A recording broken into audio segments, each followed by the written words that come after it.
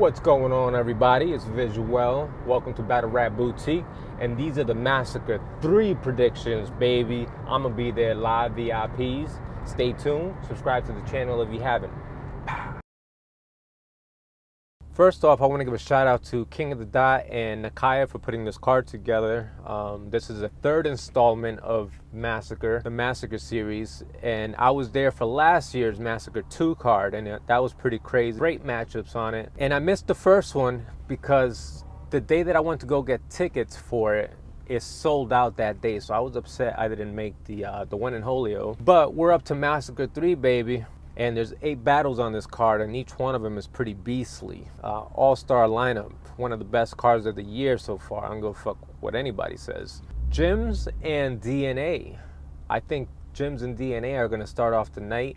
It's going to be a comedic battle from Gyms, probably. Everybody wants to see his blogger side come out in his battle more often, and he definitely sounds and seems like he's going to be reinventing himself and putting in some material that we're not usually used to seeing. Gyms is a great blogger, but sometimes when it comes to battles, he falls flat and his materials doesn't match his what he's capable of comedic-wise and even bar-wise. Sometimes we don't even get a lot of bars. Sometimes we get some jokes out of it. But that's going to be very entertaining coming from Gyms. And DNA, what can I say? He's one of the best in the world, whether you want to argue that or not. He is. He's a chameleon. He can freestyle, rebuttal, writes last minute. He can do all that type of shit.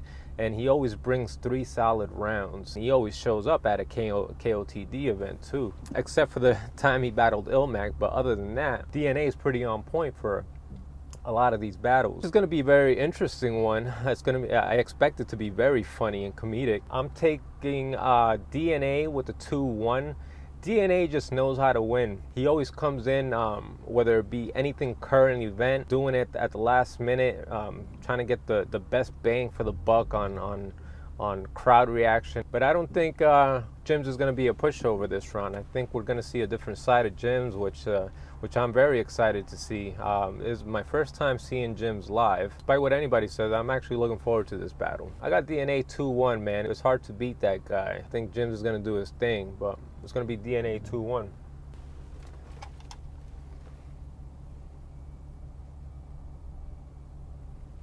Hey, believe this shit, man. Up next on the card, we got Sharon and Averb. Now, this was supposed to happen at Blackout, but Averb has some problems at the border or going through customs or whatever the fuck may be. It sounded pretty legitimate, I guess, but I really don't think it was his fault. Sharon is always hard to bet against, man, because Sharon is just nasty. I think Sharon is one of the illest freestylers in the world when it comes to this battle shit, and the kid's mind is just crazy, the way he is able to put some of this shit together and think on the spot and rebuttals and everything. He's been on a rampage lately. He gets a lot of shit for just being Sharon, but Sharon's nasty, man. Don't sleep on Sharon. Averb, man, what can I say about Averb? I think a lot of us in the battle rap community have been pretty disappointed in Averb's performance with a lot of battles, and the attitude of whether or not he gives a shit about winning and losing and his image and his legacy. Now, I'm not here to get into any of that shit. This is just a prediction blog. And I mean, he came to rap with Gyms. He was rapping, man. I thought he did phenomenal. But we're at a different state of battle rap in 2017, man, that just rapid fire rapping is not going to win you a battle. You got to have direct haymakers and, you know, switch up some personality and get everybody's attention. That rapid fire rap is dope, and the lyrics is respected and all, but keep it real, man. Like, when you're getting your head punched off with haymakers and shit, you can't play around with just rapid fire. I'm a big fan of Verbs. I got a Sharon 30. I got a 30 piece for the homeboy. I'm sorry. Up next, we got Shotty P and Shotgun Suge. It's not a battle that I'm particularly excited for. I think Shotty P's dope. He's on the come up. He's one of the best up and comers on the KOTD side. They're pushing him hella hard. He's gotten some great names so far. His resume is already stacking up. for just coming out of GZ and just being an up-and-comer. He's going to definitely be one of the people we are going to be seeing a lot of. He's already been proving himself with a lot of these top tiers to hold his own. I do have Shotgun Suge for one good round, and I got Shoddy P being consistent enough to take 2 out of the 3 rounds against Shotgun Suge. This is what makes it challenging for Shotgun Suge, is to come with fresh material that we haven't heard. We don't want to hear the Detroit shit. The pocket tap is going to get old real quick. And after that, you're going to have to hold your own against Shoddy P, because he's been pretty consistent lately, and he's not taking any shit from no top tiers or whatever the case may be. Up next, man, we got Thesaurus versus Charlie Clips. Hey, yo, Charlie. Man, Thesaurus is one of my favorites of all time. I've been watching him since I first saw him back in 05 at the Scribble Jam. And I was supposed to actually go to 05 Scribble Jam, and I didn't. And that's a long story in itself. But when I first seen Thesaurus in 05, I was like, oh my God, look at this guy's incredible. Because at that time, we all freestyled and shit. Battle rap at that time was still freestyle. As far as the written format for battling, that was looked down upon at that time, because freestyle rap was taken seriously. If you couldn't come off the top and make it sound good, then you were just trash. And if you brought in a written, you were chastised, because nobody was spitting writtens at the time. So you could never spit a written and get away and make it sound like it was a written, because right away it's a big no-no. Everybody will look at you like, you wrote that doesn't count, you lost. And bottom line, that's just the way that it was.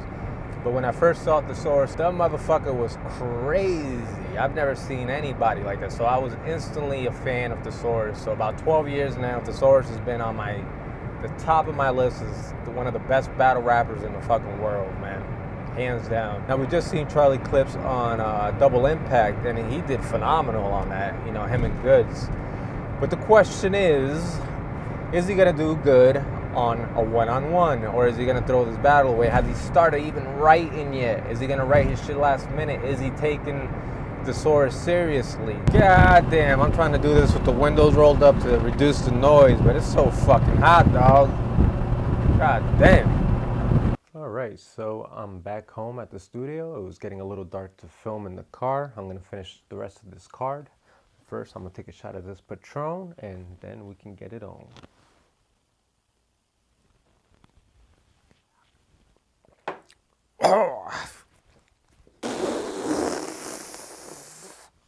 Charlie Clips is a wild card. He's one of the best in the world when he's at 100, but when is he ever really at 100? Very rarely. Thesaurus, he has better stats, a better track record. I got him at least 2-1 over Clips. Arsenal versus Iron Solomon. Man, I'm gonna keep it real with you, man. Iron Solomon's gonna wash Ars. It's gonna be a wash. Arsenal's gonna put on a good performance. Maybe he'll squeeze one round off, but Iron Solomon's gonna be way too much. Chilla Jones versus Ilmac. This is going to be a great lyricist battle. A crazy pen game on both sides. If I had to choose, it's hard. I'm going to call a draw on this. If I had to choose, I would choose Ilmac. I know his pen game is ridiculous sometimes. If he can pull a couple rebuttals, that's a plus. I've just been rocking with Ilmac for way too long. I know what he's capable of doing. Not to take nothing away from Chilla. I think this is going to be a very debatable battle if they're both come at 100%. If I had to choose, I'd lean to Ilmac taking it, but I call this one up in the air. Probably the only one on the card that I'll say I can't choose a winner. Daylight versus Mickey Fax. This is an interesting one because we don't really know what Mickey Fax is going to come with, and we kind of know what Daylight's capable of, whether it be an antic or if he comes to rap, conscience or rapid fire. We've kind of seen it all. We haven't really seen anything new from Daylight. We can always kind of expect what direction Daylight's taking the battle by the first round. With Mickey Fax, we haven't seen him in the battle rap world, really. He had a battle with Danger Zone. I'm not sure whether I've seen it or not. I see a lot of fucking battles. I don't remember half the fucking battles I watched, to be honest with you. But I know he's a fucking nasty lyricist, a nasty rapper. I have listened to some of his music. My man's razor sharp with the lyrics and, you know, with the rap games. That's not to take nothing away from Daylight either, because I've heard Daylight's music too, and he's pretty fucking dope on wax. This is a rapper's battle, I guess. I have Nicky Fax edging this battle because I think he's intelligent enough to see where we're at in 2017, this battle rap era, and I think he's gonna be able to translate well in the ring. I'm giving him the benefit of the doubt in that sense. Now the main event, Pat Stay versus Big K. Man, listen, if Pat Stay does the same formula he does on every one of his battles, he's gonna lose 2-1 at least. At least. If not, Big K is gonna take it 3-0. Pat Stay has an aggressive first round. He has a jokey second round. And then his third round is some true life shit, what you know about that. The second round is going to depend only in the building on the type of crowd that you get. And the third one is always a throwaway because you're not directing your opponent. If you're throwing it away on some struggle shit with, you know, I've been through this, that, and the other, and keeping it real, then you're going to fucking lose that round because you're just not being the battle rapper, you're just rapping. If you haven't seen Big K's blog, man, check that blog out. Look up Big K's channel, subscribe to his channel so you can do more of these fucking blogs, man, because they're fucking hilarious. So yeah, I got Big K 3-0. Sorry, Pat, but I think Big K's confidence is way up. You've barely advertised the battle that I've seen, which means your confidence on it is on a low. I think Big K's ready to fuck you up. Keep it real. So this has been Vijuel for Battle Rap Boutique. Comment, rate, subscribe if you want to see more videos. This is the official Battle Rap Boutique prediction blog for Massacre 3, KOTD.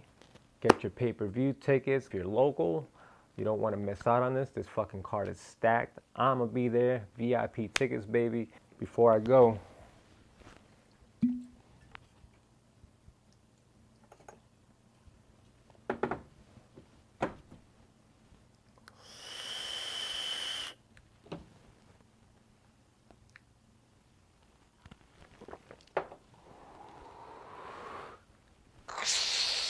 ah!